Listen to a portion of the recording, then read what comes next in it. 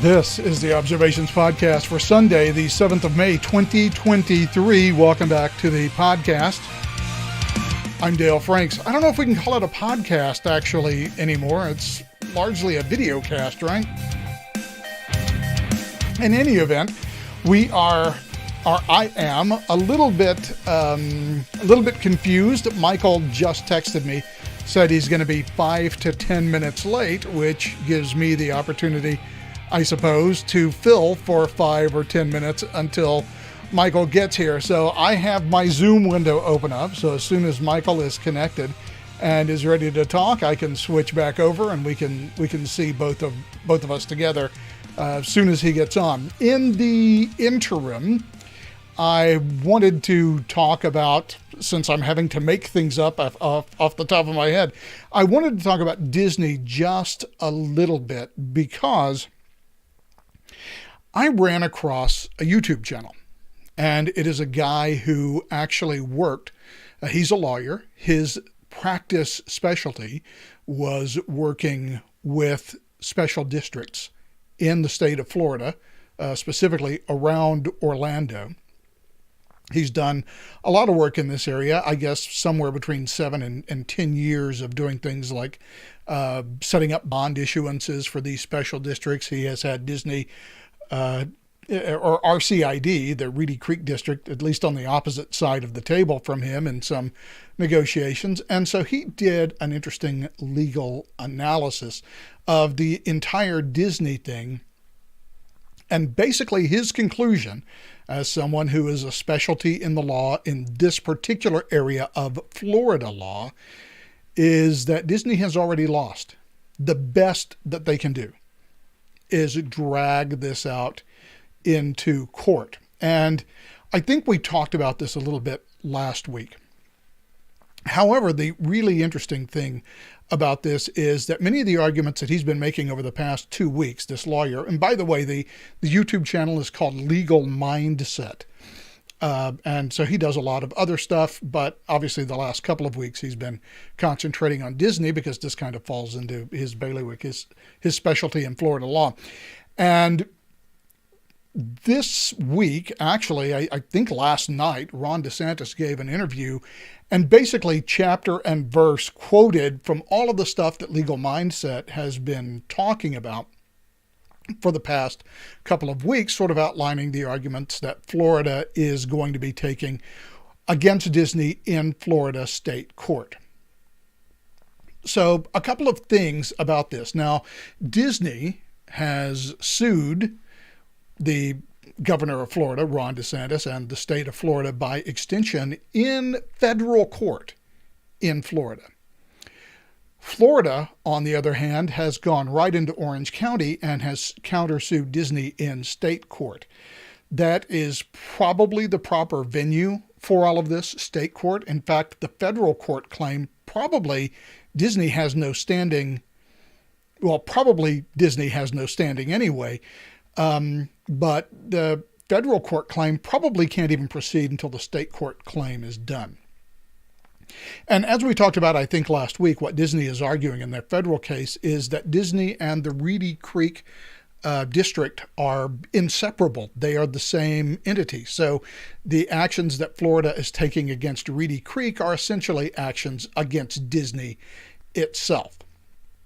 And as Governor DeSantis mentioned last night, that, well, wait a second, there are $1 billion of Reedy Creek bonds that have been certified as municipal bonds from a public agency. And therefore, if indeed Disney and Reedy Creek are the same entity, that Reedy Creek is not, in fact, a separate government agency that is a subunit of the state of Florida, but is in actuality the puppet of Disney, that means that those $1 billion in bonds that were certified to be from an independent public agency that has nothing to do with Disney, that means that those bonds are fraudulent. And so Disney is on the hook then for those $1 billion in bonds, which I don't think Disney wants to be on the hook for. So either the Reedy Creek district was completely separate and independent as a separate agency, which means that any actions the state of Florida takes against Reedy Creek, well, that's up to the judgment of the legislature. It has nothing to do with Disney. It's a separate public agency. It is a creature of the legislature, and therefore the legislature has complete control over it. And nothing that happens to Reedy Creek or any legislative action about Reedy Creek is not, in fact, an action against Disney. It is an action to change the makeup of a state agency that was created by the legislature and which the legislature has decided to change. So Disney has a real problem with their standing argument in federal court. That's assuming that the federal case can even move forward without the issues in the Florida state case being adjudicated. And those issues in the Florida state case are that A, Reedy Creek is a government agency, that it exists at the pleasure of the legislature, and that any benefits that might have accrued to Disney via the existence of that district and whatever bylaws it may have promulgated since 1967, while fascinating, are irrelevant to Disney because it is a creature of the legislature. It is subject to the whims of the legislature as to how it operates, or indeed whether it operates, and gets disbanded and replaced with this new Central Florida Tourism Board. And then all of the arguments about the particular restrictive covenants that were passed at the last minute in the state lawsuit, they just go chapter and verse throughout Florida state law.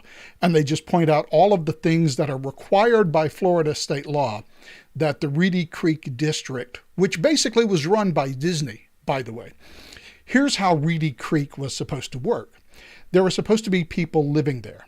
And indeed, as Governor DeSantis pointed out last night, one of the original ideas behind creating the Reedy Creek District was that Disney was going to build the planned community of tomorrow at Epcot. Epcot wasn't just supposed to be, future world, which is what it turned out to be. It was supposed to be a planned community filled with residents. And that was the basis of one of the bases of creating the Reedy Creek District, which was that there would be a community there. Well, there never was a community there. Walt Disney died, and Disney just moved on, and they never built that community they were supposed to build. Instead, they were the primary landowner. They owned 72% of the land. And what they would do every time it came time to, elect new members to the Reedy Creek board is they would deed temporarily land, like an acre or whatever, because that was the minimum ownership to actually get a seat on the board. You had to own an acre of land there. So Disney would temporarily deed an acre of land to someone that they just selected to make them a landowner in Reedy Creek. And then, of course, those people would run for the board. And whenever they sat on the board, they would be a landowner. And as soon as their board term expired and they left the board, they were required to give that land back to Disney. So that temporary deed really only existed while they sat on the board, and they were selected by Disney basically to sit on the board. This is called regulatory capture. We all have talked about that here on the podcast many times. Reedy Creek is supposed to govern Disney, not be governed by Disney. So even Reedy Creek, even though it was putatively a separate public agency, was actually run as a creature of Walt Disney World. Interestingly enough, the guy who in these bond issuances, his last name is McGowan. I forget his first name off the top of my head, but Mr. McGowan was the special counsel for the Reedy Creek District who certified that Reedy Creek was, in fact, an independent government agency and not in any way affiliated with Disney, which is interesting because as special counsel for RCID, you would think that he's the guy who would, be able to make this certification. However, he has also been the chief counsel for Walt Disney World for about the last 30 years. So perhaps there's a bit of a conflict of interest there in his certification. So what Florida did is they said, okay, well, fine, look, we're not going to have this Reedy Creek district, and we're certainly not going to have a district that Disney is essentially making temporary landowners willy-nilly so that they can sit on the board entirely beholden to Disney and doing whatever Disney wants, obviously, because Disney could just pull their land ownership, their deed, and force them off the board if they didn't play ball. So the legislature, and by the way, this is not something new. We're sort of told in the news media that this all started when Disney came out and started talking about the transgender thing, and they stood up against the quote unquote "Don't Say Gay" bill. I'm doing a lot of this tonight for whatever reason. And so anyway, the idea that we're getting is that this all started when Disney just stepped out of line politically against Ron DeSantis. Okay, interesting argument. Certainly the timing holds up, except for the fact that for the past 2 years, indeed, I think during his election campaign, DeSantis even talked about Disney's effectively self-governing status and how that needed to be overturned. And that has been a conversation, a topic of conversation in the legislature for the past couple of years. Maybe Disney stepping out and taking a political position on Florida law steeled the resolve of Florida's legislators to do what they'd been talking about for the past couple of years. But the conversation about Reedy Creek really far predates the political controversy that started up last year whenever they got involved in the Don't Say Gay bill. So Florida has a pretty strong case that Reedy Creek had been basically nothing but self-dealing. They actually have a very long lawsuit that has 8 different counts of violations of Florida law by Reedy Creek, both in the restrictive covenants and, by the way Reedy Creek basically operated, and why the legislature felt that it had to change. So there's all these people who are out there, I see them on Twitter all the time. Well, Disney just beat the heck out of DeSantis. No, Disney is doing what they can to delay it, but I think Florida law makes it more or less inevitable that Disney is going to lose. Because the only way that Disney can win, indeed the only way that they can claim standing in their federal lawsuit, is to claim that actions against Reedy Creek are actions directly against Disney, which is a hard sell to make when there is $1 billion of bonds out there that says Reedy Creek and Disney are 2 entirely separate agencies. So it was fascinating. I know I'm sort of rehashing some stuff that we talked about previously, but it's been fascinating to see DeSantis coming out and now making those same legal arguments that I've been watching on Legal Mindset for the past 2 weeks. And I think the guy at Legal Mindset, he thinks that the state of Florida is actually watching his videos because they appear to be quoting him verbatim in their legal arguments. Whether that is true or not, I have no way of knowing. But in any event, it's been fascinating to watch Legal Mindset go through all of these particular nuances of Florida law, with which he appears to be very familiar, and then watching as the state of Florida picks up those same arguments and begins to use them. So it doesn't look good for Disney. It doesn't look like Disney is going to be able to. To win against Ron DeSantis. The best they can do is hopefully delay it. But here's the thing. This is an act of the legislature, right? I mean, it's the law now. Even if Ron DeSantis were tomorrow to get hit by a truck and be replaced by the lieutenant governor, it doesn't matter now. I mean, the next governor might be far more pliable than Ron DeSantis. The trouble is, it's not Ron DeSantis who is doing all of these things.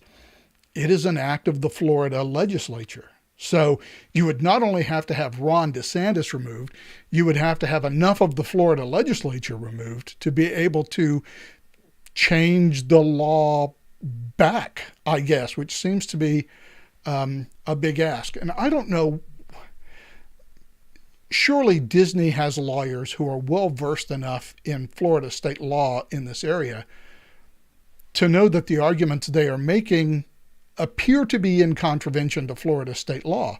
So is Disney just trying to drag this out for as long as they can to delay the inevitable? I don't know. It seems like a weird legal strategy to pursue on their behalf, because the window of victory for Disney seems extremely narrow, and it seems like it would be very hard for them to really get anyone to agree ultimately with their position vis-a-vis Florida law. So it's just going to be interesting to watch as that works out. And with that in mind, better late than never, Michael is here, and say hello, Michael. Hey, sorry I was late. Church ran a little bit late. Oh well, the priests get a little windy at the at mass. Yeah, he likes the sound of his own voice. I think the nice term is can become loquacious. Loquacious, yes. So welcome back. We really haven't had a chance to talk, so I'm not sure what, if anything, is on your mind. Because unusually we didn't really talk much this week. I know you were out here in San Diego. I was sick earlier this week, and so we had no chance of getting together. So what's on your mind? I love being able to put you on the spot like this live, by the way. The overarching thing that I've been thinking about has been how, not that a civil war is a coming. I think it's kind of already here. And it's a little bit closer to more of a revolutionary war, because it's really the state against its people and vice versa. The things that are now coming to light, and have been over the last many years, as far as like surveillance of people, the way the FBI acts, the way the intelligence services act, the way the presidency, the White House has been using the government to go after its enemies, domestic enemies, the way that they're becoming bolder now, the political class, and we're just gonna we don't trust you. We're just gonna take over and start telling you what to do. And now, I mean, there's low-level clashes. I mean, certainly Antifa has been out there for a long time. Nobody's doing anything to stop that. While the J6 rioters, one guy, I think it was just yesterday. No, it could have been yesterday. It must have been Friday. Got sentenced to 14 years. 14 years. I think that was one of the Proud Boys guys, right? Who got? I don't know. I don't think he. Well, maybe he was. He got hooked for seditious conspiracy. No. This was a guy from Kentucky who didn't even enter the Capitol, but he did spray pepper spray in the area. He didn't hit anybody, but he did spray it in the area of the cops, and he did throw a chair that bounced off some cop's shield. So clearly that's assault and battery. I don't think there's really any question about that. But 14 years? That's just outrageous. Well, what you get is your 14 years for the battery. Different states are different. I don't know what DC is. I know in California, if I do this, it's assault. If I actually punch you, it's battery. So in California, it would just be plain old battery. So you've got the battery. Then you've got unlawful parading. Trespassing or something. And actually, you got 2 cases of battery. I don't know what he would have trespassed on if he didn't actually enter the Capitol. Well, being on the grounds was considered trespass because it was restricted area. Okay, so if he went past the gates that the cops had set up, all right, fine, that would be trespass. So, maybe they're just running those sentences consecutively instead of concurrently. I'm not familiar with the specific it's case. 14 years. And the prosecution was asking for 24. I mean, this is nobody during the Summer of Love and the BLM riots got anything even remotely close to this, much of anything at all. I Well, mean, this to be is honest. the reason for these kind of sentences is what our cousins in the French Revolution called pour encourager les autres, for the Yes, that's right. encouragement of others. And there's only seems to be encouragement going one way. Um, I, it amazes me that it's just become normal to expect this sort of behavior, to expect this sort of um, two-tier justice system, Yeah, which we've been to talking accept about this for level of corruption. which we've been talking about for years now. The Yeah, idea that, depending on whether you have a perceived D or R after your name, the criminal penalties that you will get will be quite different. Indeed, there may be no criminal penalties at all. This week, both Senator Grassley and Representative Comer sent a whistleblower letter to the FBI saying, hey, we have a legally protected FBI whistleblower who says you have document number whatever, which is an FBI investigative document that says that you actually have evidence that Joe Biden, when he was vice president, did actually take bribes to influence U.S. policy. We'd like to see the document that this whistleblower is talking about. You got 5 days to give it to us. As far as I know, they haven't received that. Today, Comer came out and he just basically said, on Wednesday, I am going to release a bunch of evidence that just lays out a criminal bribery conspiracy between Joe Biden, 9 other members of his family, for taking millions upon millions of dollars in bribes, which he says, again, he's going to release on Wednesday. Now, will that go anywhere? Who knows? I'm not sure. there's no special prosecutor, so it would depend entirely on Merrick Garland. Exactly. And there have been talks about this back in 2020 during the election, the Hunter Biden laptop. Not only could we, and it's interesting how the narrative has gone. It's gone from, well, this is a fake laptop. This is not Hunter Biden's. This is all Russian disinformation. In fact, we have 50 former intelligence officials who are assuring us that while they don't know the contents of the laptops and they're not familiar with the facts, this has all the earmarks of Russian disinformation. Interesting statement when you break it down. I don't know anything about this laptop. Got to be Russian. I mean, that's essentially what they said. We went from that to, okay, well, it's Hunter's laptop, but this is all a bunch of BS. And okay, well, it's not a bunch of BS, but it doesn't touch Joe Biden. Okay, well, it does appear to involve Joe Biden, but he didn't make any policy decisions based Right. on any of this. It's moving from one modified limited hangout to another. It's like watching, Richard Nixon in 1972. It just gets a Yeah. little worse every time he makes a public statement. Well, I'm doing this for future former presidents. And now we have all of this other bribery stuff. And by the way, nobody is surprised at this.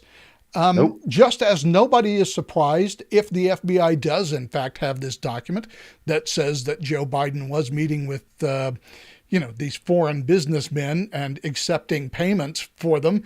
And it was covered up by the FBI and they just decided not to do anything about it. Nobody would be surprised at that either. None. And that's sad.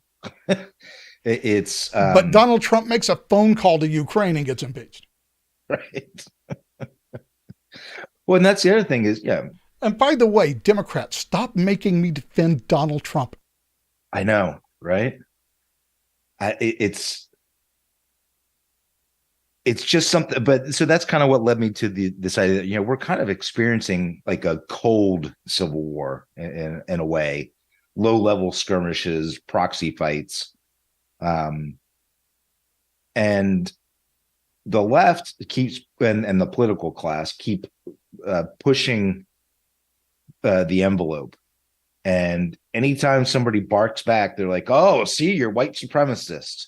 You're just tyrants waiting to ban books and whatever else." It's becoming quite clear that there's going to be a spark that's going to turn into a full conflagration, as far as I can tell. Because I don't see anybody retrenching, trying to satisfy themselves with the gains they've made. And because we're coming from such two opposite places and going in two opposite directions, there's really no compromise that can be had. There is no contractual circle anymore. We're just two completely different entities with two completely different realities. And when I listen to the news, which is rare nowadays. Well, it takes us back to the whole great national divorce argument that we've been talking about also for years. And it's practically inevitable at this point. You really have two groups of people that don't want to be governed by the other. The weird thing about it is that the disparity is not, and we always think of red states and blue states, but that's not really the country we live in. We've got blue cities. Right. And basically surrounding everything else is red. So it's we can look at the popular vote in an election and we can see that more or less 2020 was a little bit off, but more or less the popular vote in this country since 2000 has really been almost 50-50. Right. Then you look at a county level map of that. Right. And what you end up with are these little tiny dots of blue, which of course have a lot of population in them. And yet they cover a very tiny land area in the country as a whole. And then you just get this wave of red. So, like you look at Texas and you've got Houston blue, Austin blue, Dallas blue, Fort Worth bluish, and then just a sea of red outside of that. The entire country looks like that. And so here's the weird thing about this idea of the great national divorce. We're so used to thinking of ourselves as states, right? Mm-hmm. So, let's say New York decide, or I guess there'd be very few places in the Northeast that would do that, but fine. Let's say that California were to decide we're going to become a liberal state. Okay. But how does that border shakeup work? Because if we're just going to throw the entire country away, we're just going to throw it all out the window, don't be thinking that the current borders of California are sacrosanct, that they're canonical. There might be, certainly in central and to the extent that there is a Eastern California would say, hey, we don't want to join that group. We would rather stay with our neighbors to the east. So what would that look like? Because sure, a lot of voters thin strip from between LA and San Francisco. Well, no, you'd have to include you'd include San Diego in that as well, because San Diego City proper is pretty much run by Democrats. And so you would have this coastal strip that goes all the way up, basically all the way up through Seattle. Interestingly enough, everything kind of west of the Rocky Mountains, all along the coast. So basically the entire coastal enclaves. But then inland, on the eastern side of that spur of the Rockies, those are basically solid red areas. Indeed, where is it? Is it Washington? Yeah, I think it's Washington, where about 14 counties in Washington are petitioning to leave the state of Washington. Yeah, that's right. And joining Idaho. So if we're going to talk about this great national divorce, don't think that the state lines that we have now are the state lines that get included in this great national divorce, if indeed it happens. I'm not entirely sure how it all works out. And by the way, it terrifies me. The idea that if this national divorce that we're talking about happens in any way other than through calm and civil negotiation, I fear the horrific effects all across society for how that would affect us. And if people start grabbing guns, well, all bets are off except for the bet that the country will collapse. We do not have a country anymore this isn't 1865 where, huge armies could sort of march through great areas of the country, but they really only affected whoever was actually in their little line of march, and the rest of the country kind of carried on, interested in, but largely not directly affected by the Civil War. A civil war today would cut supply lines, it would cut distribution lines. There would be widespread starvation, most likely in cities, as our delivery system. Yeah, it would be horrific. Millions of people would die. So if we are going to make this decision to have this great national divorce, then we need to all get together and talk about it. And I don't know if that's even possible, because this has become such a zero-sum game where everybody has to win all the marbles all the time. I don't know if there are enough people of goodwill on both sides to sit down and say, okay, here's how we're going to split this thing up. Well, certainly none of those who purport to represent us. I would agree. I mean, you see some of this, people voting with their feet. These high tax jurisdictions are losing residents to low tax jurisdictions. Yeah, Gavin Newsom says that's not happening, by the way. Yeah, well, he can keep living in his dream world. The one where California is going to pay $800 billion in reparations. Yeah, where's he going to get that money from? Especially when that becomes a law and white people leave California in droves. I can't even comment on policies like this because they are so far out of touch with reality. I can't even wrap my mind around the thought processes that would lead one to believe that this is a policy that would work, that they can come up with the money to do it. Even if modern monetary policy was true, we could just print up, a couple of $1 trillion and just pass it out. California can't, because California doesn't have its own currency. Yeah. So, that modern monetary policy doesn't apply to them. So where does all this money come from? Well, I suppose we could have exorbitant taxes on white people. I suppose. Interesting Supreme Court argument. We are taxing white people, and only white people, to pay for these reparations. That does not seem like that would pass 14th Amendment muster, but hey, give her a shot. Let's see how that works out for you. But this was explicitly proposed by that crazy woman in, what was it, Denver? I think it was in Denver. Some councilwoman, with a very strange last name, was proposed, well, we should really just raise taxes on the white businesses, on the white people, so that we can give all that money to people of color and other people who aren't white. Like, what?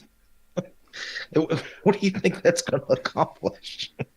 Yes. I mean, beyond the unconstitutional nature of these proposals, it's like there are never any potential negative consequences from these policies from the eyes of those who propose them.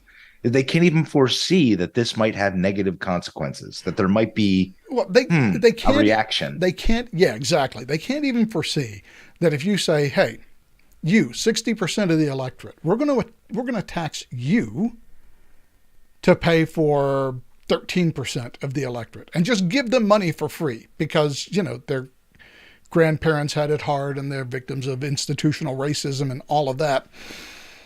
Okay, I'm sure that some of that 61% of the country is going to agree. I'm not sure that it's going to be, 80% of them to come out to 50% of the electorate. No. And it's just, it stigmatizes Black people, which that doesn't help. It, I think, encourages racism, and it certainly encourages division. And that's not a way you bring a country together.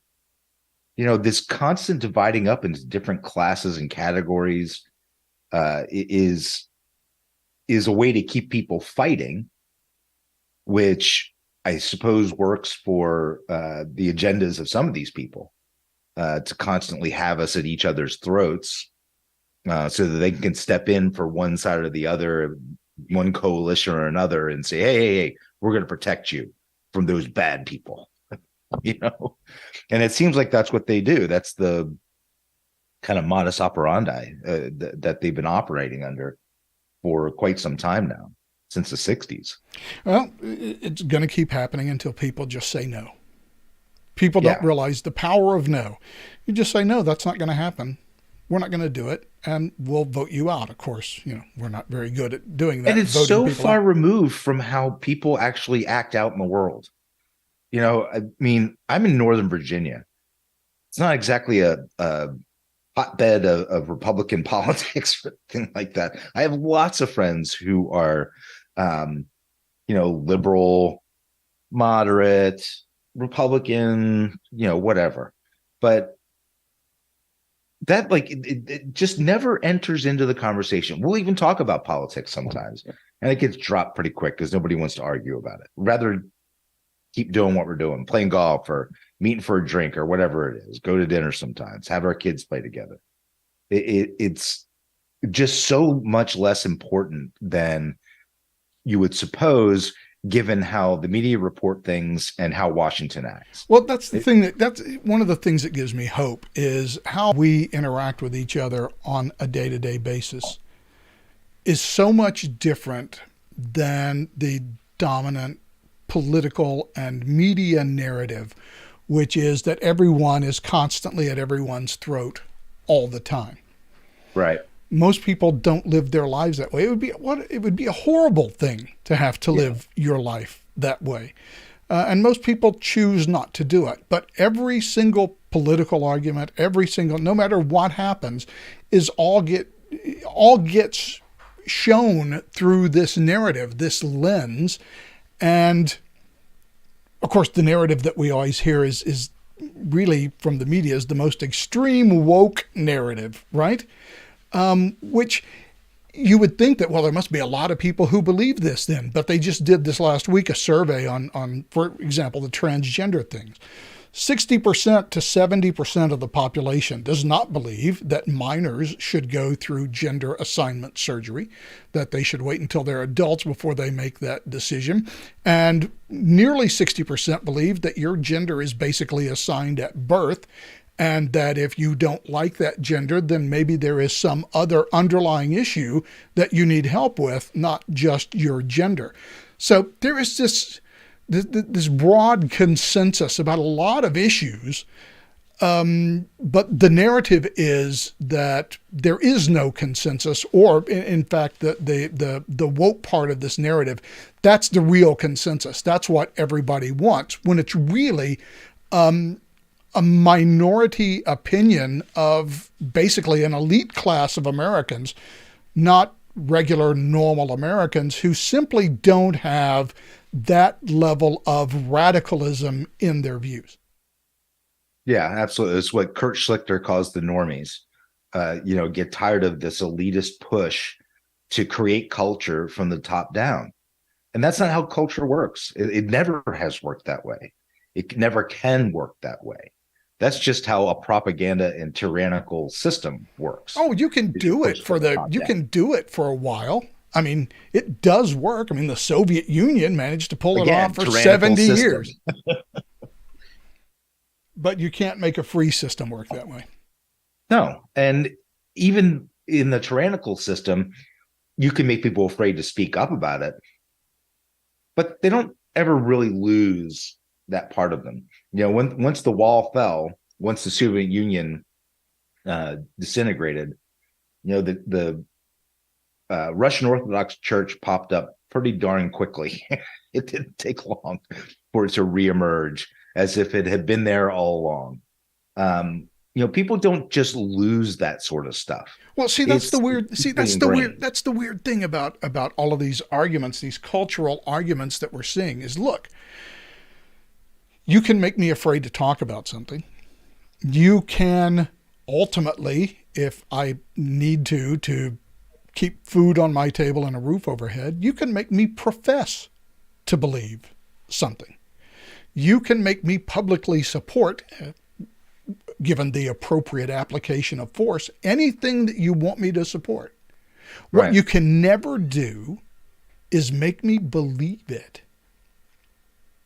And if I don't, right. and if I What do don't, Muslims call that? Taqiyya? yeah. And if I don't believe it, have you actually won? I mean, certainly you can maintain control over me for a while. You can put a gun into my face and say this or we'll shoot you. And I may say it, but I don't believe it. So how does that, I mean, other than the fact that you can show that I can force you to, say that you love Big Brother, that's not a basis for a permanent system of governance, not one that will last until people just say no. One of the examples that I always bring up is Nicolae Ceausescu, who ran Romania like his own personal dog kennel for 45 years, right up until the day that people just said, sawed off, and 48 hours, they shot him. Yeah.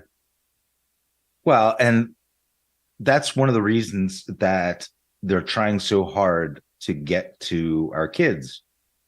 And this was built right into Marxism. I mean, this was explicit in Marxism to separate the family units, to get in between that bond so that these horrible hereditable and cultural ideas that aren't in lockstep with the prevailing winds get cut off at the knees, and we create a whole new generation. What's his name? Robert Owens, the coal tycoon from Britain who started, I think it was called New Harmony in Ohio or Indiana. And that's what they did. They had dorms for the parents. The kids were in a completely different dorm. They didn't really have anything to do with raising the kids until people started slipping away in the middle of the night because the parents, especially the moms, did not deal with that very well. It's a very hard bond to break. But I mean, certainly the Stasi in Germany had some success with it, getting kids to turn on their parents. The Russians had, the Soviets had some success with it. Right up until midnight, October 3rd, 1990. So, but again, October of 1917 to October of 1990, that was an entire lifetime of totalitarian dictatorship. Yeah. And it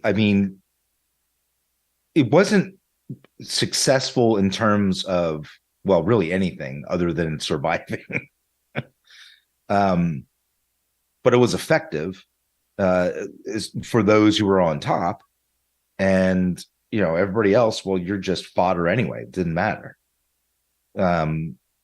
Everything was supposed to be for the state. So, you got a raw deal for you. Get in line. Well, one of the signs of societal cohesion, though, breaking down, that really bothers me is this increase in these mass killings that have happened. In the last 48 hours, we've had two of them. We've had this guy, I forget what his last name is, Garcia. Apparently his parents are immigrants, and We don't know much about him other than Mr. Garcia appears to have been a white supremacist. Okay. And then the 7 or 8 people who were murdered by someone who just drove his SUV or her SUV, I don't know who the suspect is yet, through a crowd of people outside a migrant detention center in I haven't Texas. heard of this one. Yeah, it's kind of been overshadowed by the shooting Allen, Texas. in Allen, but yeah, it happened same day. So somebody just drove an SUV through and apparently killed 7 people who were waiting outside this migrant center that's run by the Border Patrol. And we're seeing these sort of mass killings happening. Now, is it happening with increasing frequency, or is it because we just hear more about it in the news because there is an agenda to bring everyone to our attention? I don't know. I suspect that it's not solely an artifact of what the media wants us to know. I suspect that it's happening more and more often. I suspect that our civilization as we have known it is edging towards collapse, and it terrifies me. Yeah, I don't disagree. And those are sort of the kinds of low level skirmishes. I mean, I guess you can't really describe them as skirmishes so much as I don't know, maybe retaliatory events, acting out on the intense pressure that's coming from our betters in society, that we're surrounded by enemies.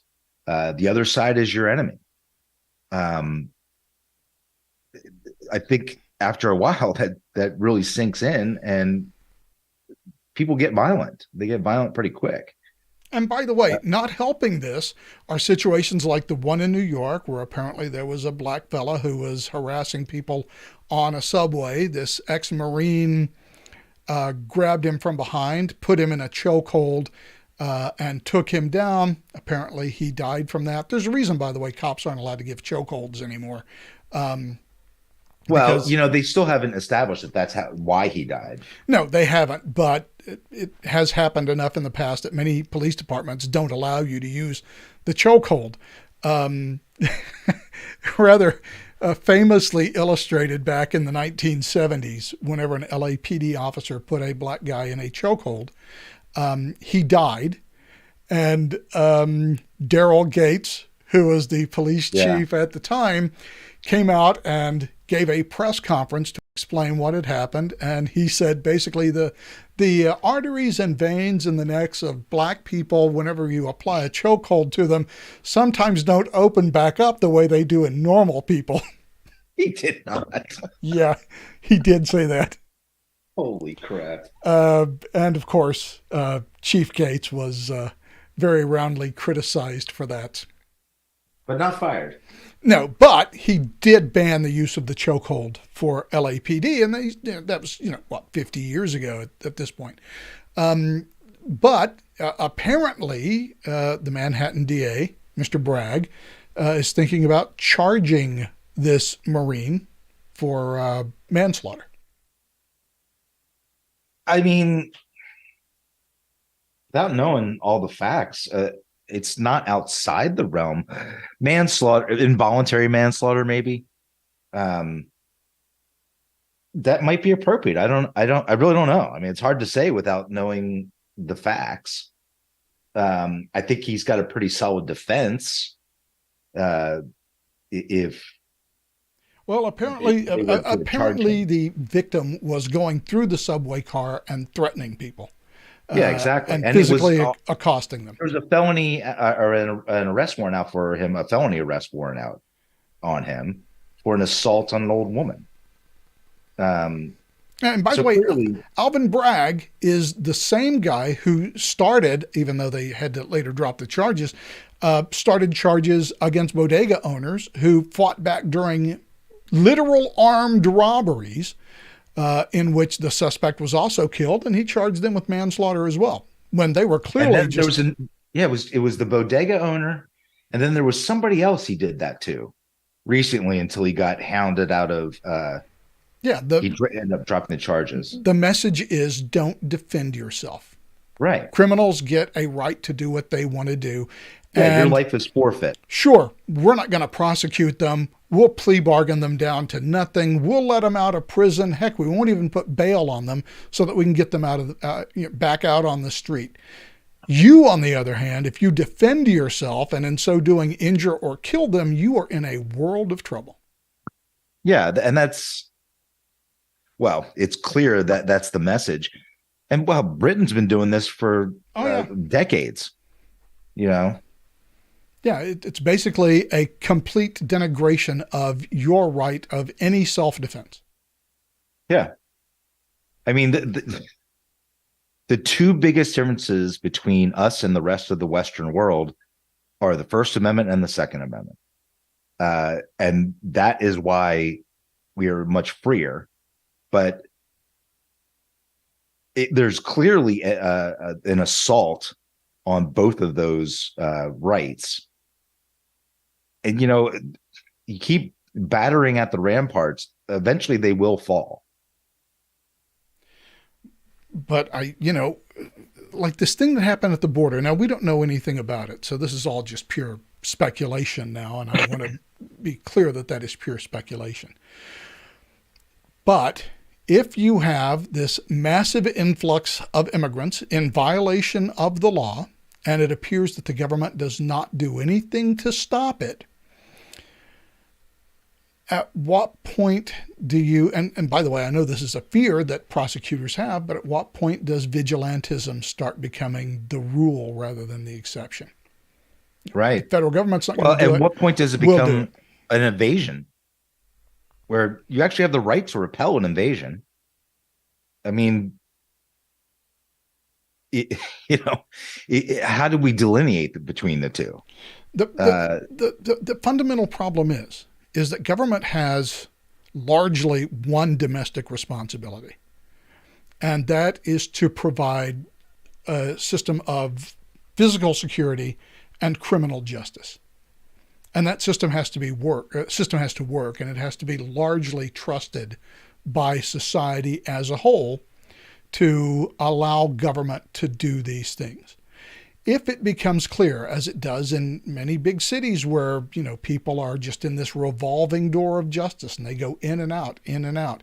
If it becomes clear that the state is not going to supply that security and supply that reliable system of justice, people will begin to provide it for themselves. Yeah, that's right. I mean, remember, was it back in the 90s and maybe early 2000s? We had that Patriot group.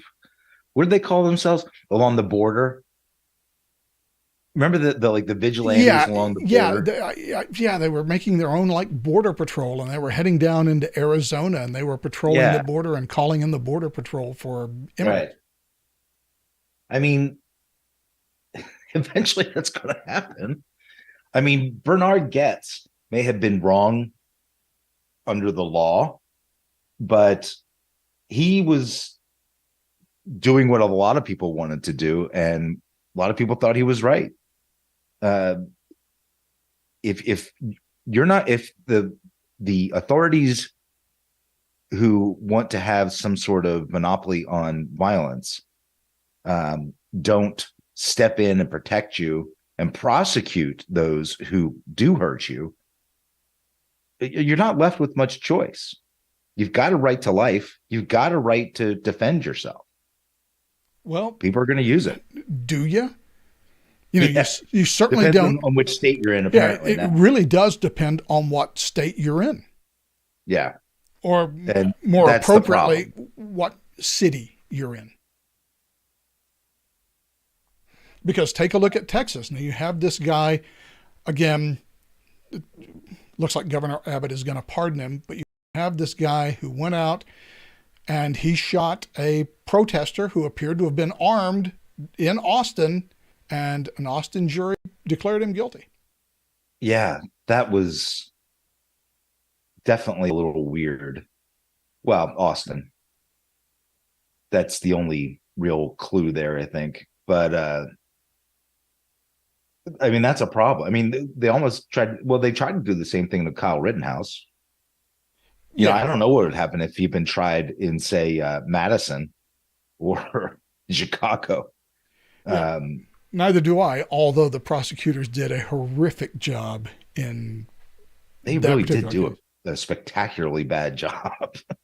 Of course, they had a spectacularly bad case, but Yeah, nonetheless, and a spectacularly bad witness in the case of yeah, Gage Grosskreutz. yeah, absolutely. But yeah, I mean, that's well, it's just like what's going on in all these J6 trials. These people are just getting railroaded left and right. You can't get a fair trial there. As a matter of fact, I mean, I can't remember if I don't know if Trump has moved. I think that he did move to move the trial to like Staten Island or something, um, because he's not going to get a fair Just to get it trial. out of Manhattan. Yeah, I mean, it's absolutely ridiculous. If you are a known political entity um, and aren't a Democrat, you cannot get a fair trial in any of these blue cities. Or should I just say cities? Are there any red cities? There's got to be a couple Not that I somewhere. can think of off the top of my head. Yeah, I can't either. Maybe Tulsa, Oklahoma. Yeah, Oklahoma City, maybe. Actually, I don't even think Oklahoma. I No, I think don't, Oklahoma I don't City is think, actually. yeah, I don't think Oklahoma City is where you're going, buddy. Yeah. So yeah, you just there's no way you're just automatically the bad guy. You're guilty until you prove yourself innocent. You're never going to be able to do that. So it is what it is. Yeah, and I don't know how to fix things now. I mean, we've had long conversations in the past about how you might try to bring the system back to some equilibrium. I just don't know that it's possible anymore. I think we may be too far gone. I mean, it's really just a question of timing, as far as I'm concerned. Um, what's the phrase? Gradually, then suddenly. Um, I just have this feeling we're getting to that suddenly part, the way And things are by the going. way, there's a way we could fix this. I mean, there's a way that we could do it, which would be to have, and of course, who knows what can of worms might come out of such a convention, but a Article 5. convention of Yeah. the states. And Yeah. just to say, okay, you know what? The fundamental problem is that we have changed from a federal system to a national system Yeah. where the states are little more than administrative departments of the federal government in some ways. The only way to do this is to radically reduce the power of the power and size of the federal government, and just to say there's all these things that the federal government just doesn't have any say in, that we're going to decide it at the states, and outside of a few big things like civil rights, the Bill of Rights, federal government can't go there. Federal government can't do it, and the That federal brings up a government good certainly can't spend $6 trillion a year. Jesus. That actually brings up so that there's a Supreme Court case going on, or that just got accepted. Cert was granted in a case that's about essentially it's called Chevron deference.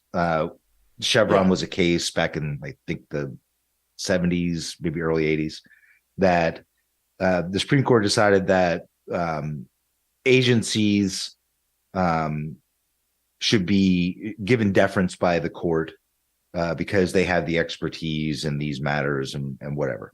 So it's called Chevron deference.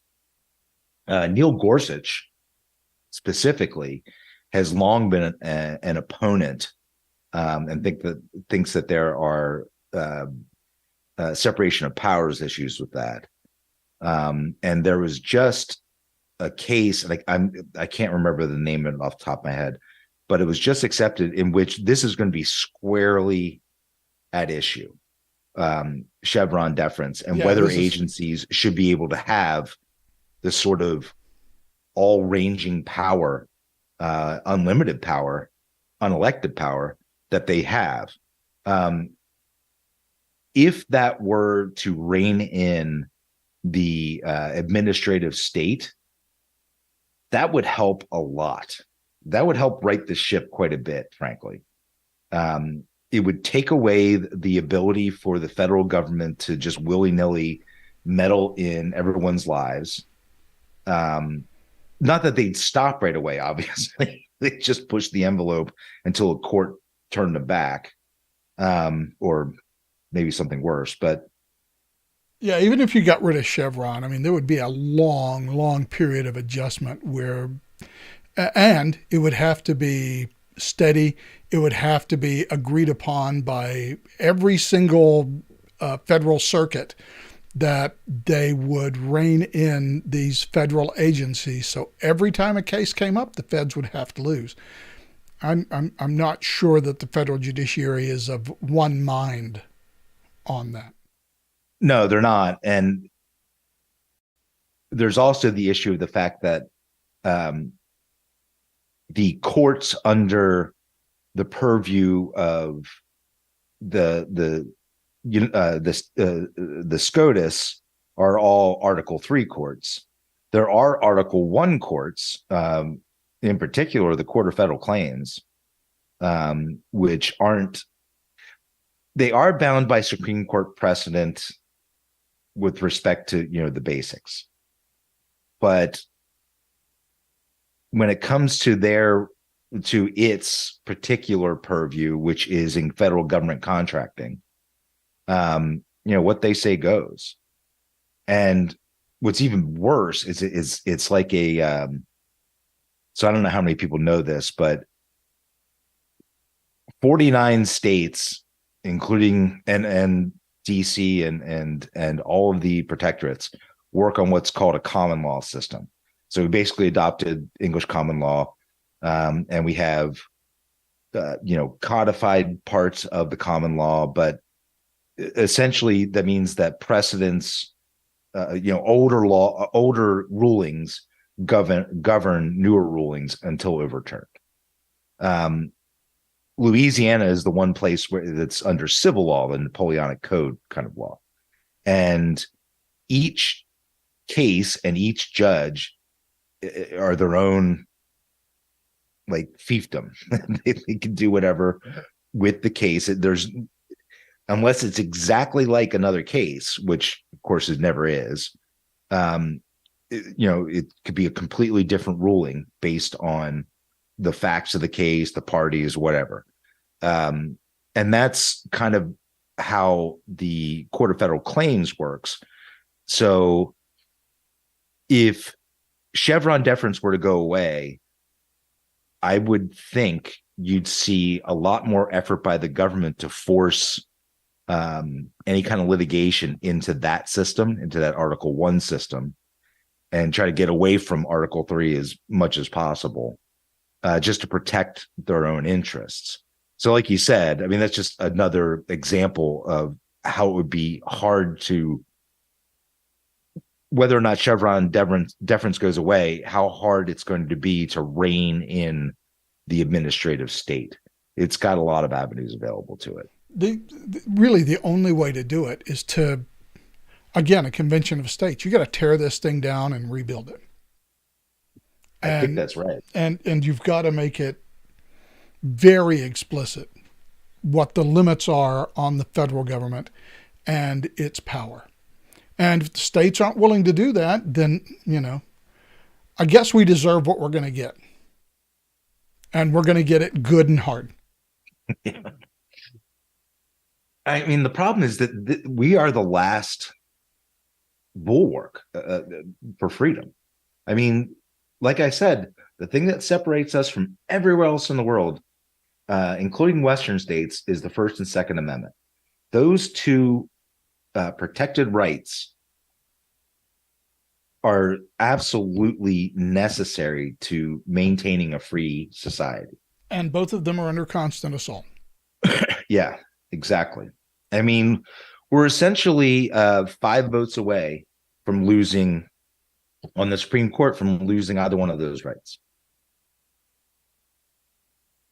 Yeah, well, That's another one of the features of our system that I'm not entirely happy with. The idea that we have set up, and this is what we, and by the way, this is not in the Constitution. This is just sort of how it's worked out. The fact that 9 unelected judges get to have the final say on every single policy, not entirely sure that's the best system. And by the way, it is why judicial nominations now are so acrimonious. Because we now know if you're a liberal judge or a conservative judge, we have a pretty good idea of how you're going to vote on very different issues, because we know, even though they will cloak it in the appropriate legalistic language, we know that you're going to impose your policy preferences on us. Well, the problem with that isn't so much the judges as it is with the federal government meddling in these areas anyway. I mean, these are social issues. The federal government has no job there, zero. It should not be involved at all, and yet it is. And it is mostly through these agencies, through administrative law. Oh, and of course, by the way, big, Congress, giant, gaping hole of the Commerce Clause. Well, it's not just the big gaping hole of the Commerce Clause. It is what Congress has begun to do routinely when it comes to lawmaking, which is to throw that one cute little sentence in at the very end.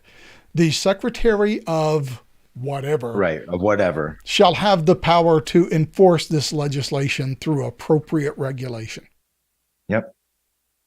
Because why would we want to declare what the law is clearly and up front if we can just say, yeah, we think this is bad and we're just going to let the administration figure it out? Oh, and then you want to come back whenever someone like Trump gets elected and start complaining about the imperial presidency. Right. Well, and also not doing your jobs. Yeah, you've made the presidency imperial. I mean, as weird as it is for modern Americans to believe, the founders created a system of congressional supremacy. Mm-hmm. Congress can remove any civil officer, any judge that they want at any time that they want. Yeah, sure, there's supposed to be high crimes and misdemeanors, and that is whatever Congress says it is. Well, and the founders were, I mean, I don't know how many of them were alive, but at least born soon after the English Civil War, where Parliament said once and for all, no, we have control of the purse. we're done with this crap.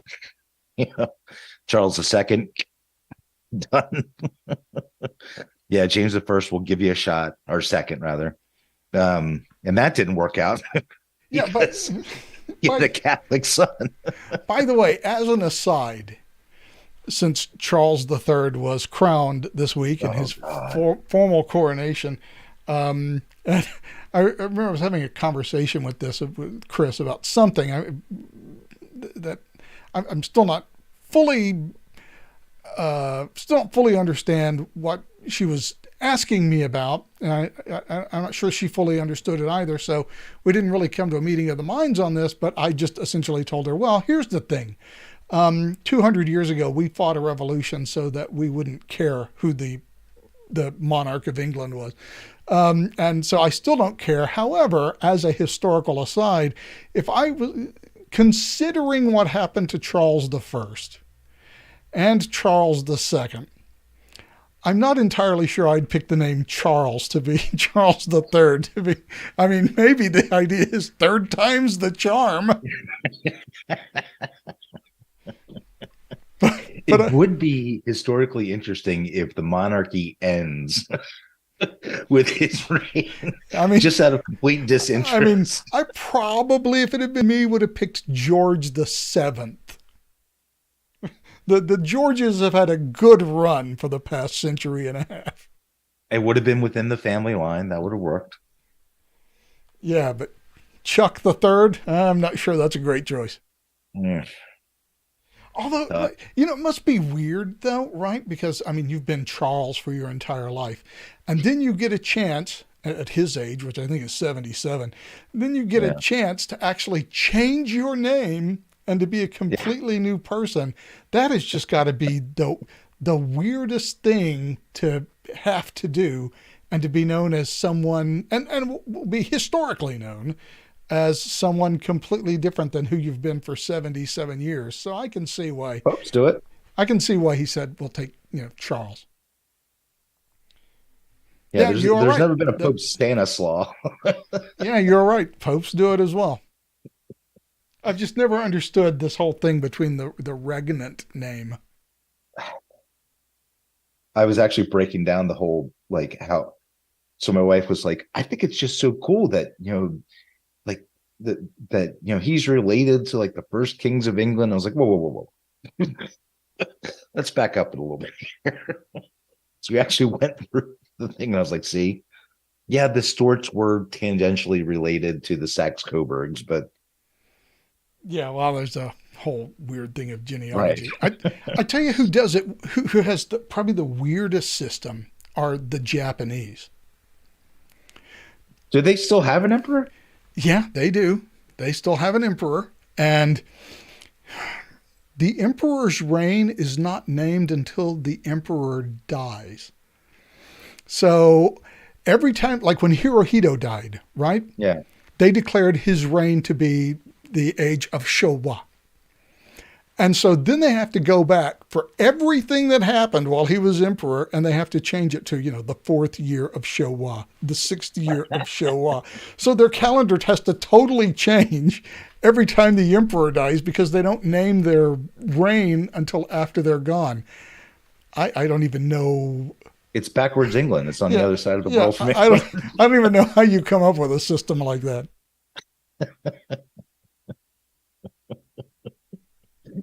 Yeah, I think there is at least some talk that Charles will be the last king of England. It wouldn't surprise me. I know I've heard some rumblings from like some of the Caribbean countries, protectorates, that they're getting ready to ditch the whole monarchy thing. I don't know about Canada. Australia is already kind of on the kind of 1 foot in, 1 foot out. Although in the case of Australia and Canada, they do have a governor general. Yeah. The only thing is that, and I didn't realize this, that at least the monarchy does pay for itself through tourism and stuff. And that's actually mostly because of Queen Elizabeth II when she opened up Windsor Castle and I guess Buckingham and everything else to tourism, that it ended up bringing in tons and tons and tons of money, so that they actually have a reserve set aside for monstrosities like they had well, I guess it was today, or was it yesterday? It's today. No, it was yesterday. It was yesterday morning. It was yesterday. Yeah. Yeah. Yeah, I actually watched the ceremony simply because of the historical association that it has. What time the hell did you get up to watch it? Oh, I didn't get up to watch anything. That's what YouTube is for. Just catch the BBC thing. And so I sort of fast forwarded it through the boring parts. But I mean, it's probably, well, I was about to say it may be the only coronation in my lifetime, but I'm not entirely sure that's true. Well, at least not at 77. I'm not. Yeah, but I had one of my buddies described it. He said he actually turned it on, and he wasn't looking for anything. Just turned it on. He said, "I just started laughing because it was like I'm watching Harry Potter." What they call the cloak of darkness and the the ring of destiny. He's got let's see, they have what they call the present. By the way, I guess we're done talking politics now, which is fine. Politics is so depressing sometimes, but it's the same thing. They have this thing that they call the presentation of the regalia. Mm-hmm. And so they're like, okay, here's this jacket we want you to put on. So he has to put it on. Okay, here's this glove, the glove of righteousness or what. He's got to put that on. And then they give him like two different separate, well, then they give him a sword. that he has to Wait, which he has to pay for. yeah, that he has to hold, and then they take that away from him. Then they give him the orb, which is just this ball with a cross on top of it, and he's got to hold that for a second. And they take it away, and then they bring him this ring, and he's got to touch it, and these bracelets, and he's got to touch it, and it's like there's got to be a simpler way to do this. We're spending 2 hours having this guy touch jewelry. Is there? You know, it's like there's got to be a better basis for governance than some watery tart tossing a sword This out of could a have been lake. an email. And the I weird could thing, have, and the I weird could thing about it electronically is, sign this. and the weird thing about it is, it's like completely unnecessary, right? The second that Elizabeth II died, he was King of England. And the head of the church, and Yeah, this is all just, pomp and circumstance. pomp and circumstance. And so he goes through It's all of okay. he goes through all of these things, and what is still kind of amazing to me, especially since Great Britain is largely a post-Christian nation, Yeah, is that the church is so intimately involved in all of this. right. And everything that he's handed is handed to him with this special prayer that they give over these items, beseeching the mercy of Almighty God and all of this other stuff. And they just do it over and over and over again. And it is so incongruous because, I mean, who goes to the Church of England services on Sunday morning anymore? I have no idea. I don't know who went before. Yeah, well, pretty much everybody did right up until about 1965. And then it all just fell off a cliff. So It it's is just, funny. When my buddy brought up the whole Harry Potter thing, I was like, "Oh, you want to see real Harry Potter? Watch the opening day of Parliament." oh yeah, they do all these things with such pomp and circumstance. I do, and I do like some things about the British system. When I lived over in Europe, I actually went and sat down in the visitors gallery in Parliament to watch a session of Parliament, and their rules are a lot looser than ours are in I Congress. have noticed Because that. Yeah, I've done that in Congress. And so they can get away with saying things like, I would just like to say that the right honorable gentleman is not only a dithering prat, but a fool as well.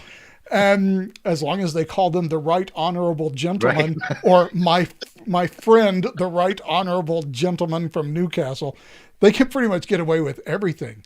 Then you look at our Congress and saying things that, are true. The fact that you're a dithering prat, that's just an opinion.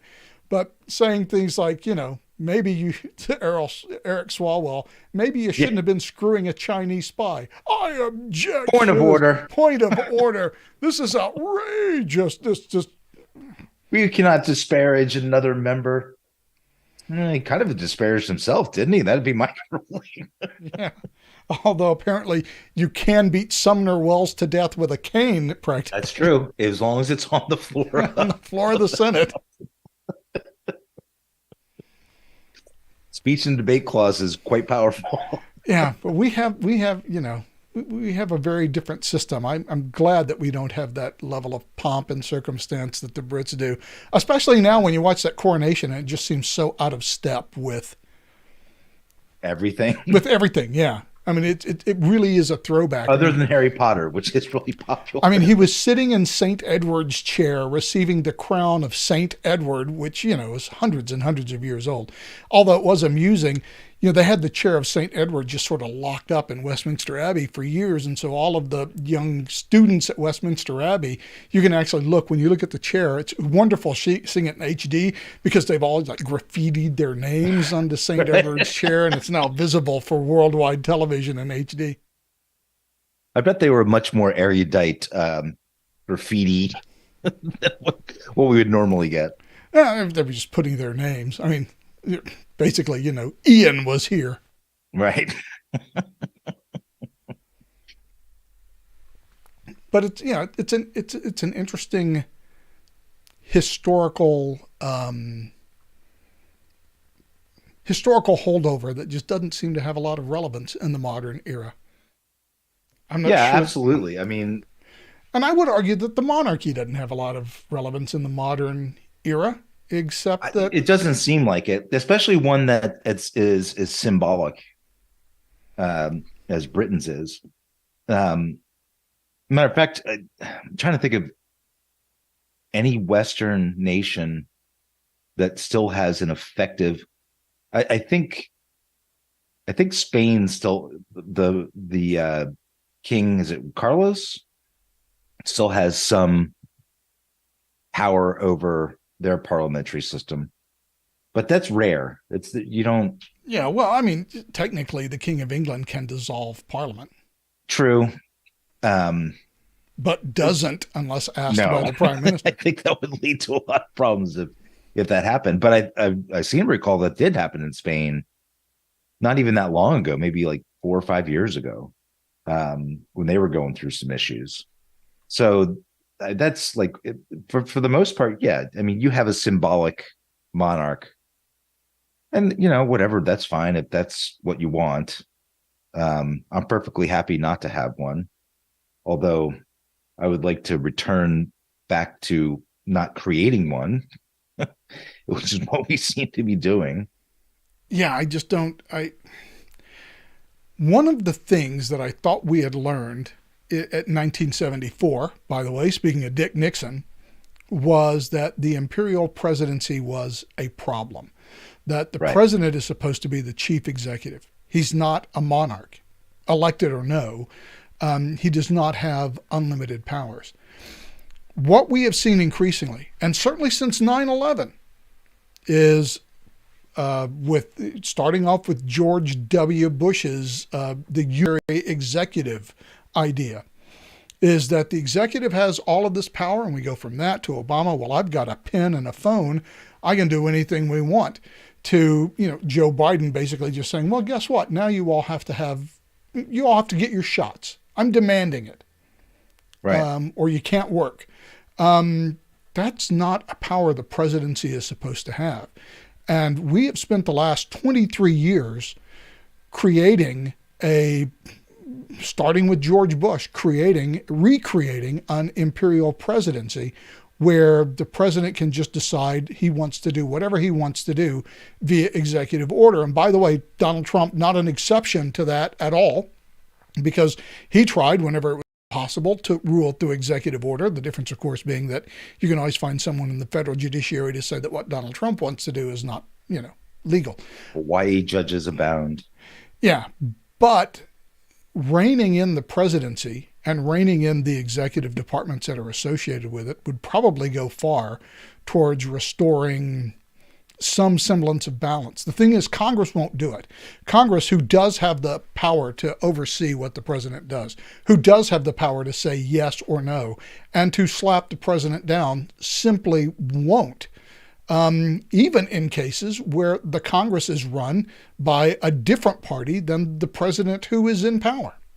Right. Well, that's where, I mean, you can see where the idea of, or the concept, the growing concept of the uniparty, the political class, comes into a shining example is what you just mentioned. It doesn't even matter if it's of the opposite party. They're still not going to rein in the president through Congress. I think there's lots of separation of power issues when it comes to how the administrative state has grown, but the fact that Congress won't stick up for itself is probably, I think, the best example of how we went from a federal system to a national one. And by the way, completely beyond what the framers predicted. You can go back and read in the Federalist Papers, and Jefferson, Hamilton, and I guess it was John Jay, right? Hamilton, Madison, Madison, and Jay. And I think it was Madison who said that Congress will jealously guard its prerogatives. That was the whole point with the checks and balances, that would jealously guard their own powers. Yeah, that didn't work out. No, what they have done increasingly is give their powers to the presidency. Yep. Or, well, at least to the administration. Yeah. And And you brought it up before, secretary such and such will have the authority to promulgate whatever rules they need. It's like an actual powerful, necessary, and proper clause thrown right in there. yeah, and that's become common, the way Congress writes laws. And they give all this power to the federal government, and then when the president does something, they'll complain. And look, it's just like uh, the the border executive orders. Everybody will moan and complain, but they won't do a damn thing about it in Congress. Yep. And when Obama said, I have a pen and a phone, okay, well, Republicans said they would stop that, did they?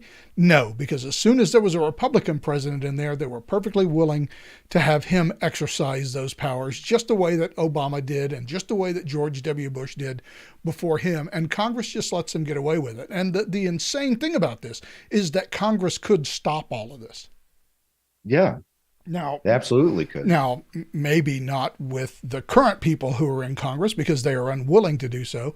But I guess even their unwillingness is irrelevant. They have the power, should they choose to exercise it, to take control of the government and put it back in the hands of Congress and to reduce the presidency to what it really was prior to World War II, which is basically just the chief executive, the guy who implements what Congress tells him to implement by law. Right. And, well, two things. One, to improve Congress, I just don't see any way around it. You have to get rid of the 17th Amendment. When the states as states are not represented in Congress, then you just have a big, giant House of Representatives, which is how everything works. And that, that doesn't cool the passions and prejudices of the people, which is what the Senate was designed to do. Get your freak on in the House, people, is what Madison told them. And the states will look out for themselves and make sure you don't get running too amok. Yeah, I mean, the expectation was that the people who would be in the House of Representatives would just be a bunch of nut jobs. Mm-hmm. And that's perfectly fine. That's why they only get 2 years. And there are a bunch of nut jobs in the House.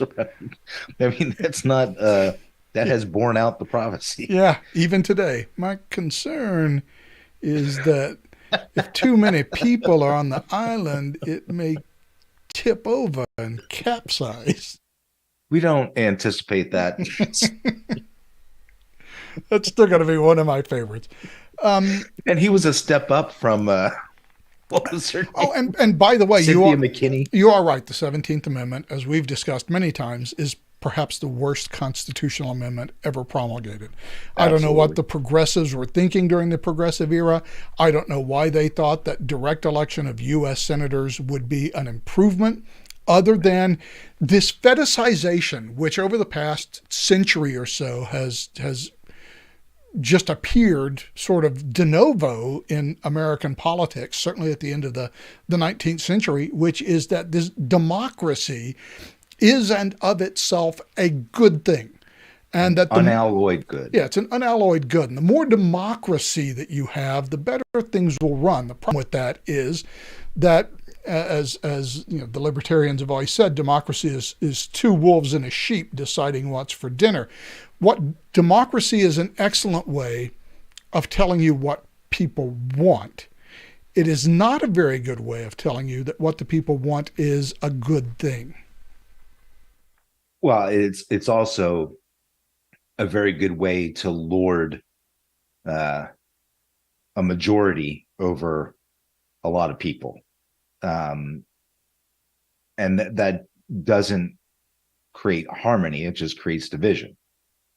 The whole idea of representative democracy is that minority populations will be protected from majority rule, which can be, I can't remember if it was Jay, or I think it was John Jay, who wrote about how the vicissitudes of the majority, or the passions of the majority, I can't remember how he put it, but the exuberance of the majority may overwhelm a certain event and lead to bad consequences, where in a representative democracy there's a filter to push this stuff through, and everybody gets to have their bit heard, and it tends to mollify and tone down the excesses, like you said. Well, the old libertarian saw. But in any kind of system where the majority rules all the time, it doesn't work. It ends up becoming very unsustainable for a long-term Which, workable solution. by the way, is what we're seeing in Great Britain now. And, hats off to them. They did a really good job for a couple of 100 years. But the idea that they have now of, you can be arrested for a public order offense because you said something unkind on Twitter. Right. And the local flatfoots can show up at your house and, drag you off to jail because you've committed a public order offense. Whatever the British tradition of free speech was, and by the way, it's a tradition that we inherited from them. The difference between us and the British is that we encapsulated it in a written constitution, and the British didn't. And so the idea of freedom of speech, no matter how much they, talk about it or what have you, has largely, not completely, but largely been lost. Certainly if you have some unpopular ideas, that's good enough to get you nicked for a public order offense in Great Britain. And they seem to have lost the idea that popular speech doesn't need protection. Yeah, that's exactly right. And they have lost the plot on that. Who was that guy? Tommy Robinson, I think, is who. Yeah, Robinson. Yeah. Which I don't even think is his real name. They used to nick him on this stuff all the time, and he's been to jail several times. He's had his life threatened or whatever. As a matter of fact, I don't even know if he's still alive. I mean, he may have been killed off by now. I don't know. But yeah, that's that whole public, the antisocial, was it the antisocial laws or ordinances or whatever it is. Somebody complains about you being antisocial, you can be arrested, thrown in the dock. Yeah, and by the way, the same thing is happening here. And we've seen several people in Congress and a couple of senators talking about the hate speech exception to the First Amendment. Yeah, that's what. There is no such exception. There is no such exception. And that's scary. That's getting really, really scary. I mean, the left has been pushing this for a couple decades now, and they're starting to find some fruit. And you can see what's coming down the line. Then they started with the gay marriage thing. They pushed that into the transgender thing. Now you can see where they're going. They're heading straight for making pedophilia A-OK. Well, I think it was last week the United Nations came out with some document talking about how we should. I could not believe that. Maybe we shouldn't be ignoring the sexuality of children. Right. Yeah, actually, we should be. And by the way, we're not even calling them minor attracted persons now. Now they're youth attracted persons. Right, yeah. We are. They'll keep renaming it. That is something that the left is very clever about. They keep coming up with different. Oh, socialists? No, I'm not a socialist. I'm a progressive. Yeah, we'll keep renaming it until we come up with a euphemistic enough term that doesn't carry with it the stigma of pedophilia. And we'll do it, by the way, under the guise of equality and equity and That's civil right. rights. Inclusivity. After all, who are we to just call these youth attracted persons? It's just a sexual preference, evil. Man. Yeah, what's your problem? It's just a preference. And who knows? Sure, we've always thought kids couldn't consent, but maybe we were a little wrong about that. And little by little, it sneaks in. Yeah, exactly. And that's what they did that with the gay marriage thing. They did that thing with the transgender stuff. They and now they're doing it with pedophilia. They've been doing the same thing with free speech. They certainly have been doing that for a very long time with Second Amendment rights. It's just it, the Second Amendment is actually quite a bold statement, and it's really hard to get around it. They try to regulate around it, but there's only so much they can do, especially when we have all these laws, common sense gun laws that don't even get enforced. You know, how many times we find out that some mass shooting happens, which is what always triggers the discussion, that the gun was obtained illegally, Yeah, or held illegally, often by someone who should not have possessed a firearm. Right. So it's like, well, if we're not going to enforce those laws you already have on the books, what good is it to do to have more laws? And that doesn't make any sense. Well, the idea is if there are no guns, there won't be any mass shootings. Right. The problem is, and let's defund the police too. Yeah, the problem is, how do you get from 300 million firearms to zero? Firearms? That's always you don't. Yeah, that's the problem. You simply don't, because many of those firearms you don't even know they exist. It's gonna be a lot of boating accidents. Yeah, exactly. And even, well, for certainly for long arms, the vast majority of states don't even have registration for long arms. That's right. Yeah. So the state has no idea that you have a firearm. Handgun registration has been around for a long time, but rifles, no. And so, even if they were to, and by the way, what happens when you do like they did in Delaware, I guess it was 2 years ago, where they said, okay, we're banning assault weapons. You got to come and turn them all in.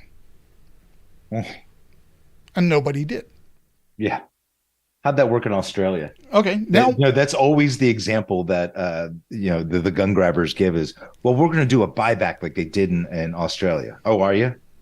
You realize that maybe 5% of all the firearms that were in Australia were what was bought back. Most of them, the vast majority, nearly all of them, remained right where they were. There are slightly fewer guns in Australia now than there were before. Yeah. Well, the other problem is, I think, just American culture, and it's weird because you can go back to read de Tocqueville from the 18th century and early 19th century. And one of the commentaries, and not just de Tocqueville, but European commentaries in general, were that America was an extraordinarily, as a civil society goes, America was, even in the 17 and 1800s, an extraordinarily violent society. People just got shot all the time. And you can compare that to Great Britain. If you look at the early part of the 20th century, when Great Britain and the United States had similar firearm regulations, such as they were, and rates of firearm ownership in Great Britain were, of course, at the time, far, far higher than they are now.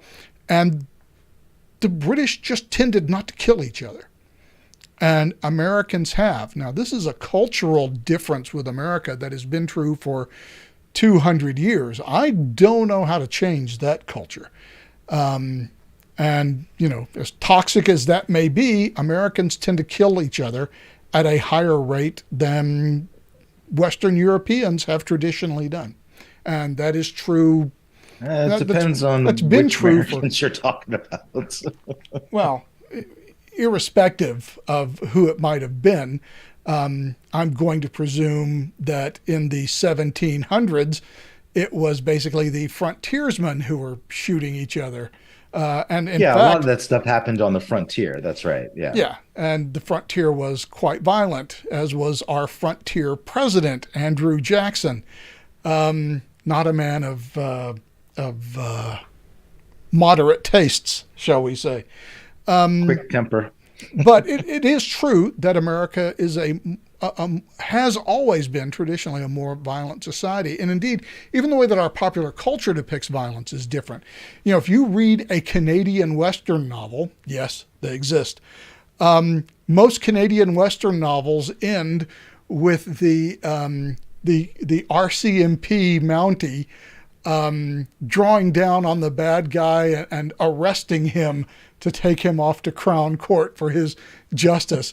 And the American Western novel, of course, is the high noon shootout in the middle of the street. Those are cultural expressions of very different attitudes towards violence. And America has always had a much more laissez-faire attitude towards violence than even our neighbors to the north. Now, you'd think if anybody was close to the United States in terms of cultural attitudes, you would assume that it would be Canada, but you'd be wrong. Canadians tend not to kill each other at the same rate as Western Europeans. Why we're better. Although when the Canadians do have a serial killer, they have some doozies. Yeah. Although I think the record's still held by, was it the Norwegian guy? Is he Norwegian? Is Norwegian or Swedish? Yeah, you got to think law enforcement must be really difficult in a country like Norway, right? I would think so. You got a whole bunch of cold, frozen nothing, and there's you can hide a lot of bodies in the tundra. I'm just saying. Yes.